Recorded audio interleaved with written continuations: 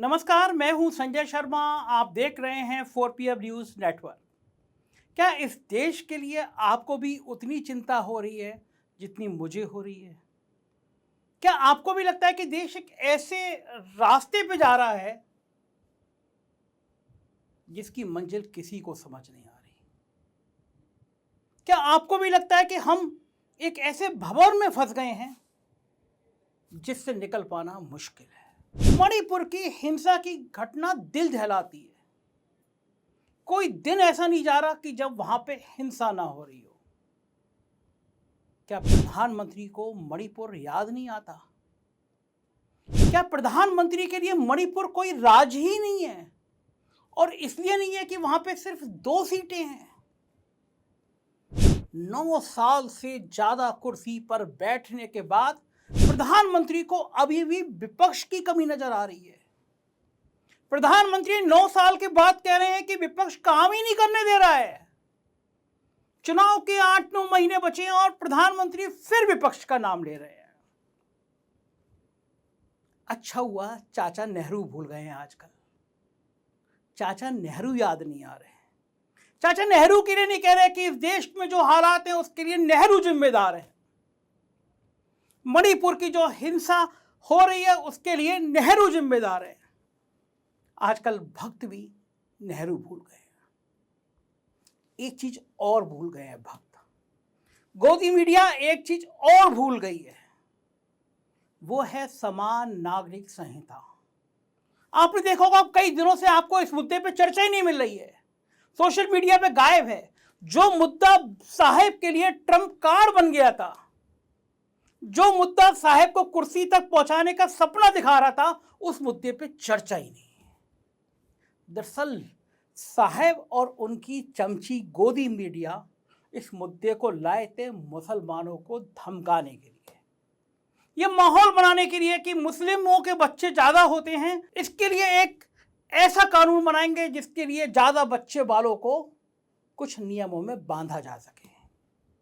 इसके लिए एक ऐसा कानून बनाएंगे जिसमें शादी, मजहब, जाति, ना जाने क्या क्या चीजें हों, जिसमें सबको समान अधिकार मिल जाए। और गोदी मीडिया दिन रात करके जुट गई थी ये बात साबित करने के लिए कि जब ये कानून आएगा तो देश में क्रांति हो जाएगी।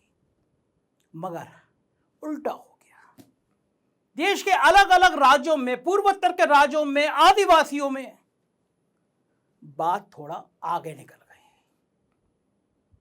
शादी ब्याह की बात तो मुस्लिमों के लिए की गई थी, लेकिन फिर नए नए किस्से शादियों के निकल के हिंदू समुदाय में आ गए, सामने आ गए।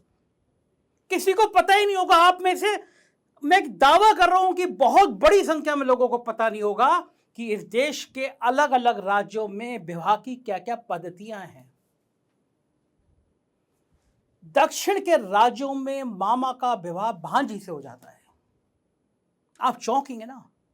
हमारे यहां भांजी, उत्तर भारत में भांजी के पैर छुए जाते हैं, देवी होती है, लेकिन दक्षिण के राज्यों में मामा का विवाह भांजी से होने की एक परंपरा है। पंजाब में चले जाइए, बड़ी संख्या में पंजाबी कजिन्स में शादी हो जाती है। हिमालय के कुछ इलाके हैं जहां पे कई भाइयों के लिए एक पत्नी ले आते हैं, क्योंकि वो परंपरा पांडवों के समय से चली आ रही है। मतलब देश में अलग अलग राज्यों में, अलग अलग हिस्से में अलग अलग नियम हैं, कायदे हैं, कानून हैं। तब साहेब को समझ आया कि ये कानून मुस्लिमों को नहीं, उनको ज़्यादा नुकसान पहुंचा देगा। साहेब तो भूले, गोदी मीडिया भी भूल गई। मणिपुर पे हिंसा पर गोदी मीडिया जिक्र ही नहीं कर रही। साहेब जिक्र नहीं कर रहा। दुनिया के तमाम देशों में मणिपुर पर चिंता जताई जा रही है। साहेब को याद नहीं आ रहा। साहेब को याद आ रहा है कि विपक्ष बहुत गलती कर रहा है। रेलवे के एक कार्यक्रम में प्रधानमंत्री जी कह रहे हैं कि विपक्ष काम नहीं करने दे रहा। प्रधानमंत्री जी, ये सरकारी कार्यक्रम है, करोड़ों रुपए खर्च हुए हैं मेरे और आप जैसे दर्शकों के टैक्स के पैसे के। ये आपकी भारतीय जनता पार्टी का पब्लिक प्लेटफॉर्म नहीं है। ये भारतीय जनता पार्टी के अकाउंट से निकला हुआ पैसा नहीं है जहां पे आप व्याख्यान दें और विपक्ष को गालियां बकें, विपक्ष को कोसें। कम से कम इस बात को तो समझ लीजिए कि सरकारी से प्लेटफॉर्म को पॉलिटिकल बातों के लिए इस्तेमाल नहीं करना चाहिए।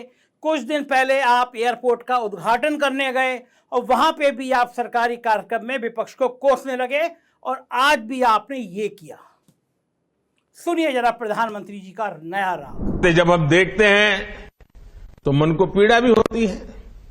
दुर्भाग्य से हमारे देश में विपक्ष का एक धड़ा आज भी पुराने ढर्रे पर चल रहा है।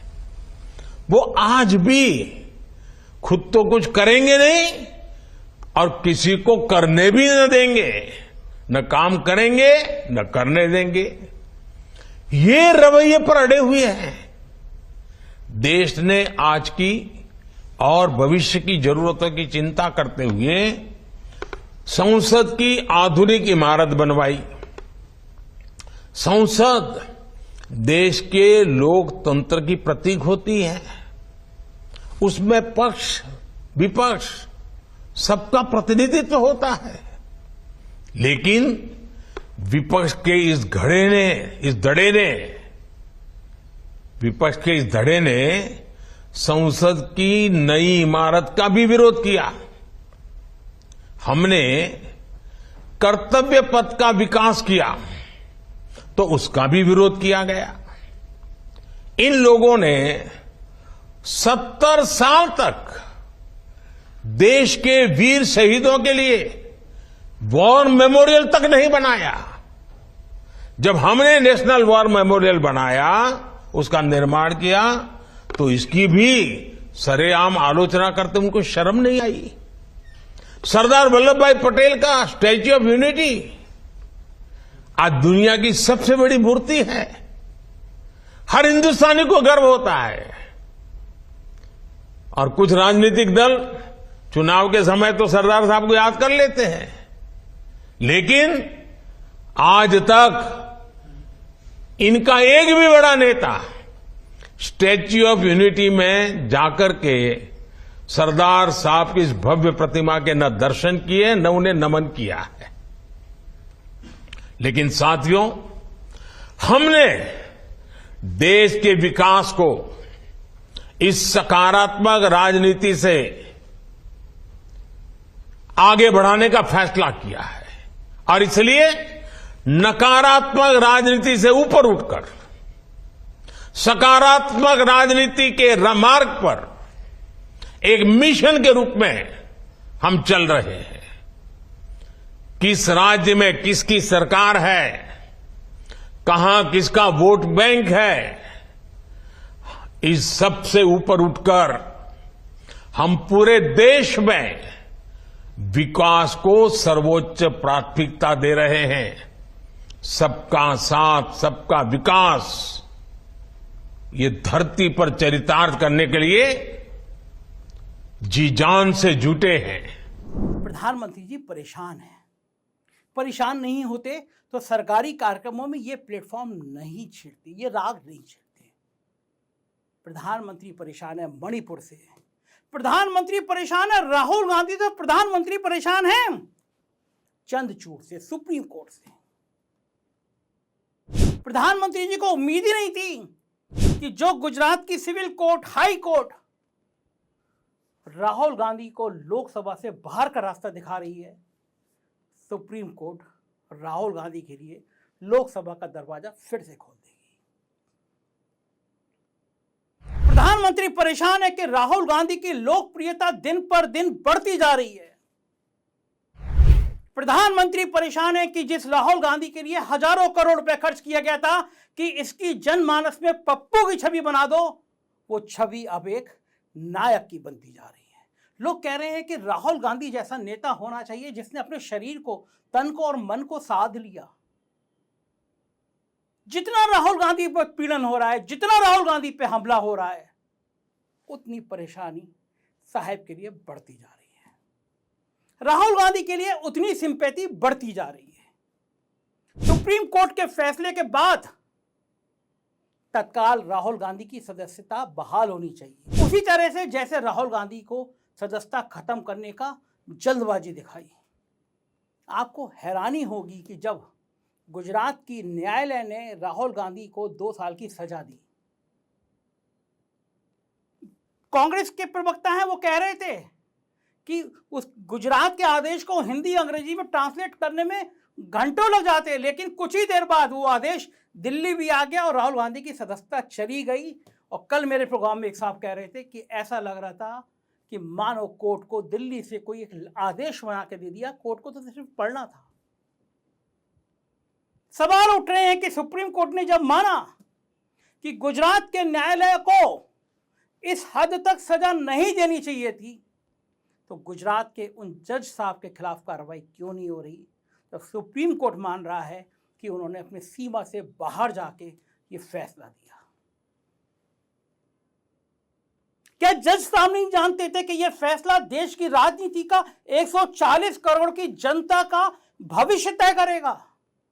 राहुल गांधी मुख्य विपक्षी दल के नेता हैं, एक ऐसा नेता जिसका ग्राफ लगातार बढ़ रहा है। कांग्रेस को 12 करोड़ से ज्यादा लोगों ने वोट किया है पिछली बार भी, उन 12 करोड़ लोगों की आस्था है कांग्रेस में। और जज साहब ने फैसला जो दिया उस पर मैं नहीं कह रहा, सुप्रीम कोर्ट ने टिप्पणी कर दी और यह साहब का तापमान बढ़ाने के लिए काफी है। चैनल पे बीजेपी के प्रवक्ता समझ नहीं पा रहे उन्हें बोलना क्या है। मैं कल न्यूज 24 पे देख रहा था, भाजपा के प्रवक्ता हैं अजय आलोक, वो पत्रकार आशुतोष के भिड़ गए, कह रहे थे कि लालू यादव ने राहुल गांधी को मटन खिला दिया। अब बताइए सावन के महीने में मटन कौन खाता है? एंकर ने पूछा कि क्या आप दावा कर सकते हैं, संदीप चौधरी ने पूछा कि आप दावा कर सकते हैं कि भारतीय जनता पार्टी के नेता मटन नहीं खाते, मीट नहीं खाते, मुर्गा नहीं खाते? इस पर वो पसीने आने लगे। बोले जो हिंदू माइग्रेट हो गए हैं, उनकी मानसिकता चेंज हो गई है, वो खाते होंगे। अजय आलोक जी, मैं तो हिंदू हूं, नियमित पूजा करता हूं, ईश्वर में आस्था है, शिव जी मुझे बहुत प्रिय हैं, लेकिन मैं मटन खाता हूं, मैंने कल भी मटन खाया है। अब आप तय करेंगे कि मुझे सावन में मटन खाना है या नहीं खाना है। इस देश में अगर आपकी मानसिकता ये रही तो आप तय करेंगे कि सोमवार को मुझे सफेद शर्ट पहनी है, मंगल को मुझे लाल शर्ट पहननी है, शुक्रवार को हरी पहननी है, आप तय करेंगे। इस देश को किस मुकाम पे, किस मोड़ पे ले जा रहे हैं आप? प्रधानमंत्री परेशान हैं क्योंकि देश अब ये समझ रहा है, देश जान गया है कि आप अमेरिका में जाके कह रहे हैं कि हम भारत इतनी तेजी से तरक्की कर रहा है कि हर साल यहां पे एक नया आईआईटी और एक नया आईआईएम खुल रहा है। अमेरिका में ताली बज गई, बहुत जबरदस्त ताली बज गई, साहब की प्रायोजित भीड़ ने ताली बजा दी। और जब संसद में सवाल पूछा गया तो पोल पट्टी खुल गई कि पिछले 5 सालों से देश में कोई आईआईटी नहीं खुला, कोई आईआईएम नहीं खुला। साहब परेशान है अपने झूठ को पकड़े जाने से। साहब ने रेलवे के उद्घाटन पे निरे रेलवे स्टेशनों के उद्घाटन के, पुनर्निर्माण के निरे आज वादे गिना दिए। 8-9 महीने बचे हैं, चुनाव होना है, सरकारी सिस्टम आप जानते हैं, टेंडर होगा, टेंडर खुलेगा, ठेकेदार तय किए जाएंगे, कमीशन तय किया जाएगा। जब तक काम शुरू होने का नंबर आएगा तब तक चुनाव आ जाएंगे। फुल पेज के विज्ञापन छपे हैं आज सारे अखबारों में, बड़े बड़े अखबारों में। करोड़ों रुपए के विज्ञापन मीडिया के लिए दे दिए गए। मीडिया अपना मुंह ना खोले, गोदी मीडिया अपना मुंह ना खोले, चांदी के जूता उसके मुंह पे मार दिया गया। करोड़ों रुपए विज्ञापन में रेलवे के उद्घाटन में दे दिए गए। प्रधानमंत्री जी, ये पैसा मेरे और दर्शकों के टैक्स का पैसा है जो आप मीडिया को करोड़ों रुपए इसलिए बांट रहे हैं कि मीडिया का मुंह बंद रहे। जो सवाल मैं पूछ रहा हूं कि 8 महीने पहले टेंडर कैसे हो जाएंगे, कैसे काम हो जाएगा, वो सवाल मेन स्ट्रीम की मीडिया जो खुद को कहती है वो ना पूछे।